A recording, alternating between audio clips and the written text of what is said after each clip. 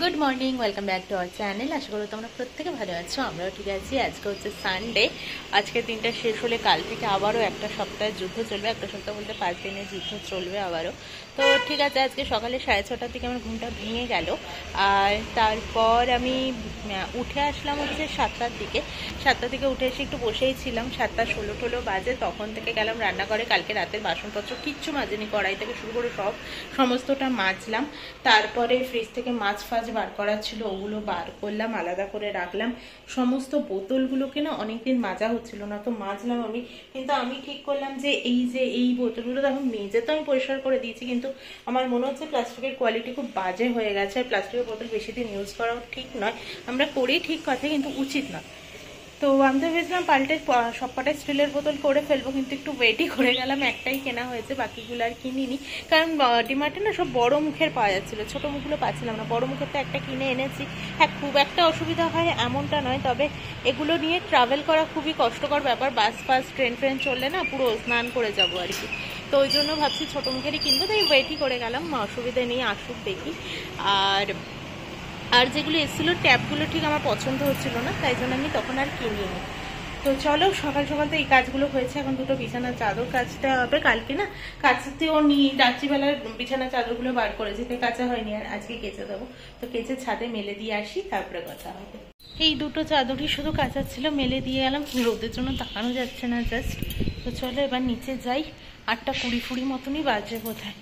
গিয়ে এবার রান্না বসিয়ে দেবো, বেশি দেরি করবো না। দেখি তাহলে ডিমার্টটা কখন যেতে পারি। ডিমার্টের গল্প তো দিয়ে যাচ্ছি, কিন্তু ডিমার্ট আর যেতে পারছি না আমরা। আজকে হয়তো যাবো না। প্রমিতা এখন ঘুম থেকে ওঠেই নি, তার মধ্যে আমার কাজগুলো মোটামুটি গোছানো হয়ে যাচ্ছে। এখানে মুগ ডালটাকে সেদ্ধ হতে বসালাম। কড়াইতে একটু শুকনো খোলায় টেলে নিয়েছি ডালটাকে, ওই ভেজে নেওয়া আর কি। আর এখানে মাছের ডিম সমস্তটা বার করে নিয়েছি। এখানে মাংস বার করেছি, এখানে মাছের মাথাও রয়েছে। আর কেন এত মাছ ঠাচ আমি বলছি, দাঁড়াও। আসলে কাল তো সোমবার। এবার ব্যাপারটা হচ্ছে রবিবারটা শনি রবি কাটিয়ে না, সোমবারটা খুব কষ্ট হয়, মানে ঠিক ম্যানেজ করা যায় না। রবিবার দুপুরে একটু হয়তো ঘুমিয়ে পড়লাম, রাতে ঘুমটা আসতে চায় না, সকালে উঠতে পারি না ঠিকঠাক টাইমে। তাই জন্য ভাবলাম আজকে মাছের মাথা দিয়ে মুগের ডাল করব, মাছের ঝাল বানাবো, ডিমের বড়া করবো, মাছের ডিমের বড়া। আর রাতের জন্য একটু চিকেন করবো। তো সলিড চিকেন আছে, দেখি ওটা দিয়ে কি বানাতে পারি না পারি। আর আমি এখানে আজকে যে মাছের মাথা দিয়ে মুগের ডালটা করবো, সেটা কালকের জন্য একটু রেখে দেবো।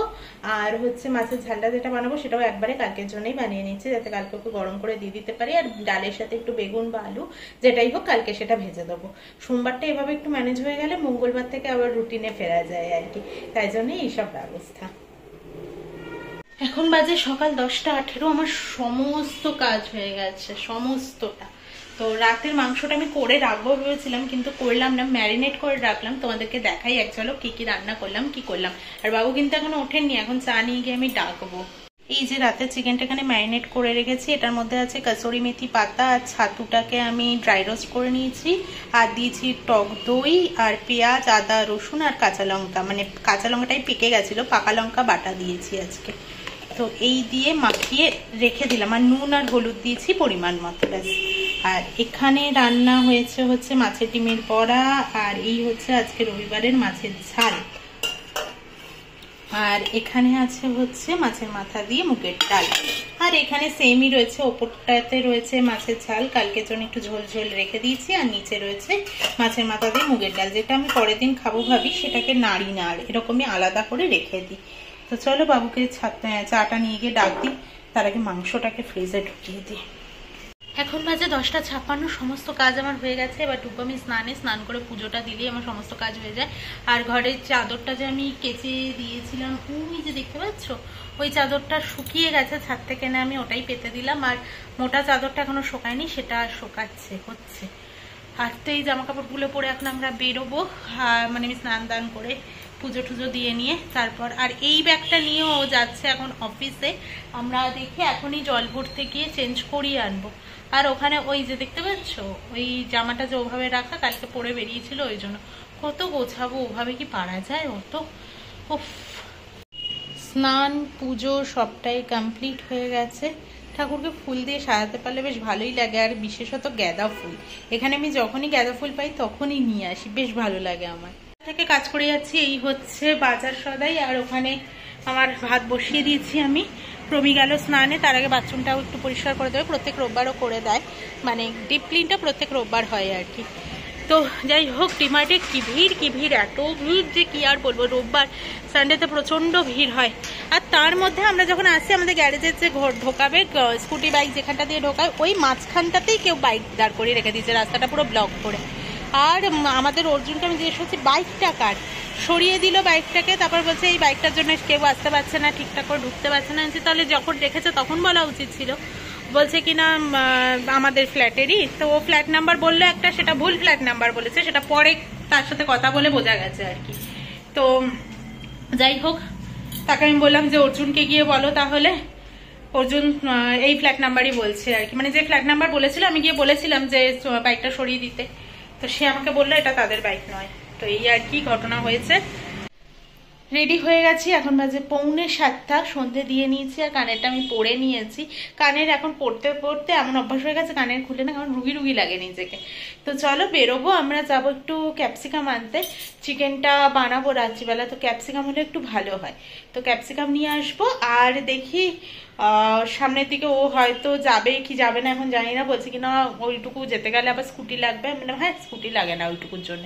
তো এখন কি করবে না করবে জানি না, দেখা যাক কি করে, এগোয় কিনা। আর তোমরা হয়তো খেয়াল করবে আমি বহুদিন ধরে এখন ফুচকাটা খাই না। আর তো মানে কি বলতো, এখানে না ভালো লাগে না ঠিক, পেঁয়াজ দিয়ে মাখে তো, তাই পোষায় না অতটা খেয়ে। তাই জন্য ফুচকা মানে কলকাতা হলে যেরকম শনি রোববার বেরোলেই ফুচকার সামনে দিয়ে মুখ ঘুরিয়ে চলে আসা যায় না আর কি, কিন্তু এখানে হয়ে যায়।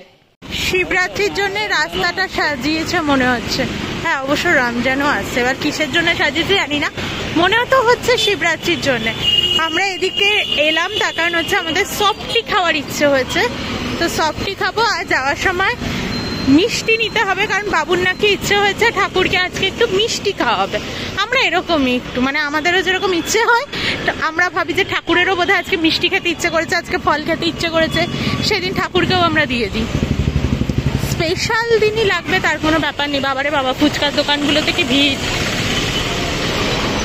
এই যে আমরা চলে এসেছি সফটি খেতে,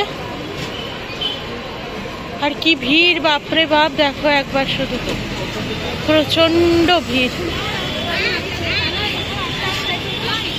এত গরম পড়েছে কি আর বলবো, চুল পুরো ভেজা এই দিকগুলো, বাপরে বাপ, এত পারাই যাচ্ছে না। আর ঠাকুরের জন্য মিষ্টি এনেছিল, তো ঠাকুরকে দিয়ে দিয়েছে। জানি না এটা ঠিক না ভুল বা কিছু, তো আমাদের যেদিনই ওর হয়তো একদিন আমার ইচ্ছে করলো ঠাকুরকে আজকে একটু মিষ্টি দেবো, তো এরকম নয় যে দিনে তো দিয়ে দিয়েছি বা সন্ধে দেওয়াও হয়ে গেছে তারপরে দেবো কিনা বা কিছু, এরকম নয়। তারপরে এক একদিন ঠাকুরকে ফল দিতে ইচ্ছে করে, এক একদিন ঠাকুরকে ভোগই দিয়ে দিতে ইচ্ছে করে, লুচি পায়েস এরকম বানিয়ে দিয়েই দিই, তোমরাও দেখো মাঝে মধ্যে। তো মানে কোনো স্পেশাল ডে লাগে এরকম কিছু না, আমাদেরও মাঝে মধ্যে দেখবো অনেক কিছু খেতে ইচ্ছে করে, যেরকম আমরা আজকে সফটি খেয়ে এলাম বা কিছু, তো সেই রকম আর কি। আমাদের মনে হয় ঠাকুরেরও হয়তো ইচ্ছে করছে, তাই আমাদেরও মনে হচ্ছে যে ঠাকুরকে আজকে দিই, তো এরকম ভাবি আর কি। এরকম জানি না ঠিক না ভুল, বাট এরকমই ভাবনা চিন্তা। তো এই যে ম্যাডাম এখানে এখন মাংস পোড়াচ্ছে, এই যে দেখো পুড়িয়ে পুড়িয়ে এইরকম একটা ব্যাপার আনছি, আর কিছু না একটা স্মোকি ফ্লেভার দেওয়ার চেষ্টা করছি জাস্ট। আর এই যে ম্যারিনেট করে রাখা, এখানে ওখানে পেঁয়াজগুলো রাখা, পেঁয়াজ ক্যাপসিকাম।